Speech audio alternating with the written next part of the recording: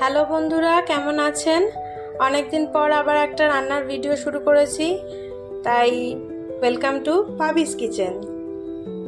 তো আজকে একটা মাছের রেসিপি করব, তাই ভাবলাম আপনাদের সাথে শেয়ার করি।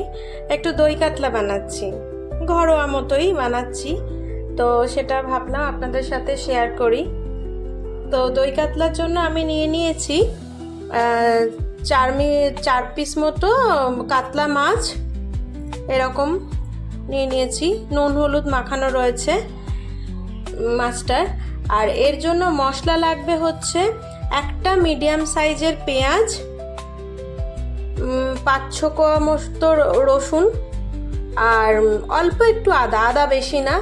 আর এটা যেহেতু দই কাতলা সাদা সাদাই হবে, সেজন্য কাঁচা লঙ্কা ব্যবহার করছি ঝালের জন্য, গুঁড়ো লঙ্কা বা লাল লঙ্কা দেব না। আর দই কাতলা যেহেতু দইটা অবশ্যই লাগবে, তার সাথে লাগবে কিছু কাজুটা দইয়ের সাথে আমি পেস্ট করে নেব। গরমের দিনে এটা খেতে খুব ভালো লাগে বন্ধুরা। আমি যেভাবে করছি একদম সহজ একটা পদ্ধতিতে, আপনারাও করবেন। পছন্দ হলে লাইক শেয়ার কমেন্ট করবেন। তাহলে চলুন মাছটা প্রথমে ভেজে নিই, তারপরে একে একে মশলাটা করে নেব। আপনাদেরকে আমি স্টেপ বাই স্টেপ দেখিয়ে দিচ্ছি। বন্ধুরা, গ্যাসে কড়াই চাপিয়ে দিয়েছি। এর মধ্যে মাছ ভাজার জন্য যতটা তেল লাগবে নিয়ে নেব। সর্ষের তেলই নেব, কারণ মাছ মাংস সর্ষের তেল ছাড়া ভালো লাগে না। তেলটা এবার ভালো করে গরম করে নেব। তেল ভালো করে গরম হলে তারপরেই মাছ ছাড়বেন, কারণ না হলে মাছ কড়াইতে আটকে যায়। যদিও আমরা এখন ননস্টিকে করে থাকি, সেই জন্য আর আটকায় না, তবুও। তাহলে এরপরে তেলটা গরম হলে একটা একটা করে মাছ ছেড়ে দেবো। হালকা হাতে মাছগুলো ভেজে নেবো, বেশি কড়া করে ভাজার দরকার নেই। হালকা করে ভেজে নেবো মাছগুলো। যতক্ষণ মাছটা ভাজা হচ্ছে বন্ধুরা, চলুন আমরা ওদিকে মশলাটা করে নিই। চলুন বন্ধুরা, প্রথমে আমরা এই মশলাটা করে নিই। এই মশলাটা প্রথমে পেঁয়াজ, আদা, রসুন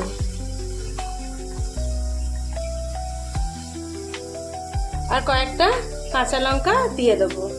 আর এর মধ্যে দেবো অল্প সামান্য একটুখানি জিরে, গোটা জিরে দিয়ে দেবো, যাতে এর সাথেই ভালো করে পেস্ট হয়ে যায়। দেখুন বন্ধুরা, সুন্দর এটা পেস্ট হয়ে গেছে। পেঁয়াজ, আদা, রসুন, কাঁচা লঙ্কা আর একটুখানি সামান্য জিরে। এবার চলুন দেখে নিই, মাছটা ভাজতে দিয়ে এসেছিলাম সেটা এবার তুলে নিই। ঢাকাটা সরিয়ে দেখে নিই, মাছটা অনেকটাই ভাজা হয়ে গেছে। এবার একটা একটা করে মাছটা আমরা তুলে নেব।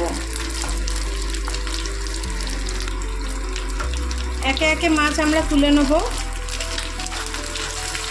দুদিকেই হালকা করে ভাজা হয়ে গেছে।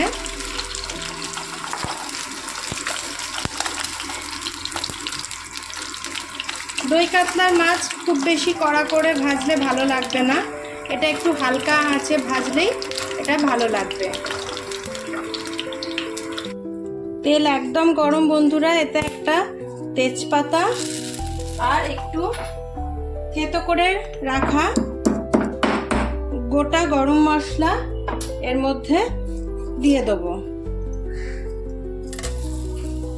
এর মধ্যে 2 এলাচ, 2 লবঙ্গ, 1 টুকরো দারচিনি, এটা দিয়ে দেবো। গোটা গরম মশলা তেলে একটুখানি ফোড়ন দিয়ে দেবো। ফোড়ন দেওয়ার পরে যে মশলাটা আমরা বেটে রেখেছিলাম, পেঁয়াজ, আদা, রসুনের মশলাটা, সেটা দিয়ে আমরা খানিকটা কষিয়ে নেব। এই মশলাটা দিয়ে খানিকটা এবার এর মধ্যে কষিয়ে নেব। এই পেঁয়াজ, আদা, রসুনের যখন মশলাটা কষা হয়ে যাবে, তখন আমরা এর মধ্যে ওই টক দই আর কাজুর যে বাটাটা আপনাদের দেখালাম সেই বাটাটা দিয়ে দেবো। আর এই দেওয়ার সময় আপনার গ্যাসের ফ্লেমটা একদম স্লো করে রাখতে হবে। যদিও দইটা ফাটবে না, কারণ এর সাথে কাজু পেস্টও আছে একসাথে, যেহেতু বেটেছি সেই জন্যে দইটা কখনোই ফাটবে না। অনেকেরই মনে হতে পারে যে দই দেওয়ার পর তো দই ফেটে যেতে পারে, ছানা ছানা হয়ে যেতে পারে, সেটা কখনোই হবে না, যেহেতু এর মধ্যে ফেটানোর সাথে সাথে কাজুটাও পেস্ট হয়ে রয়েছে। এবার এর মধ্যে স্বাদ অনুযায়ী নুন দেব। আপনার জিনিসের পরিমাণ অনুযায়ী নুন মিষ্টিটা নির্ভর করবে। বেশি পরিমাণ হলে মশলাটাও বেশি বাড়বে আর নুন মিষ্টিটাও সেই মতোই হবে। আমার যেহেতু 4 পিস মাছ, সেই জন্য খুব বেশি না, আর দই কাতলা টক দই দেওয়া হয়েছে সেই জন্য অল্প একটু সামান্য স্বাদের জন্য চিনি দিয়ে দিলাম, তাহলে স্বাদটা ব্যালেন্স হবে। এটা এবার হালকা হাতে একটু নাড়াচাড়া করে নিতে হবে।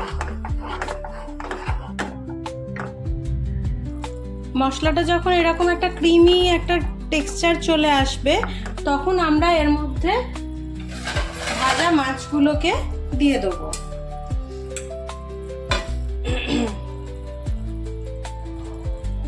ভাজা মাছগুলোকে একটা একটা করে দিয়ে দেবো।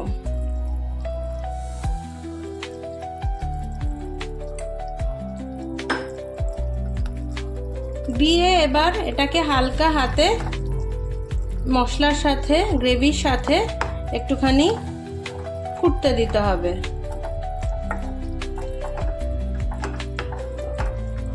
একটুখানি এটা ঢাকা দিয়ে সুন্দর করে এটাকে ফুটতে দিতে হবে, যাতে গ্রেভিটা মাছের মধ্যে ঢুকে যায়। দেখুন বন্ধুরা, দই কাতলা একদম পরিবেশনের জন্য রেডি। একদম মাখামাখাই হবে এটা গ্রেভি, ভাতের সাথে যাতে আপনারা খেতে পারেন। তাহলে রেসিপিটা কেমন লাগলো অবশ্যই জানাবেন, লাইক করবেন, শেয়ার করবেন। আর যারা নতুন বন্ধুরা দেখছেন তারা সাবস্ক্রাইব করবেন। সাবস্ক্রাইব করার সময় বেল আইকনটা প্রেস করে দেবেন, যাতে এই রান্নাগুলো আমি ছাড়লে আপনারা পেতে পারেন। আপনাদের কাছে চলে যাবে, যাই রান্না করি না কেন সেটাই আপনাদের কাছে যাবে। পছন্দ হলে লাইক শেয়ার কমেন্ট অবশ্যই করবেন। তাহলে ভালো থাকবেন বন্ধুরা। আজকে এখানেই শেষ করলাম ছোট্ট ব্লগটা। টাটা বন্ধুরা।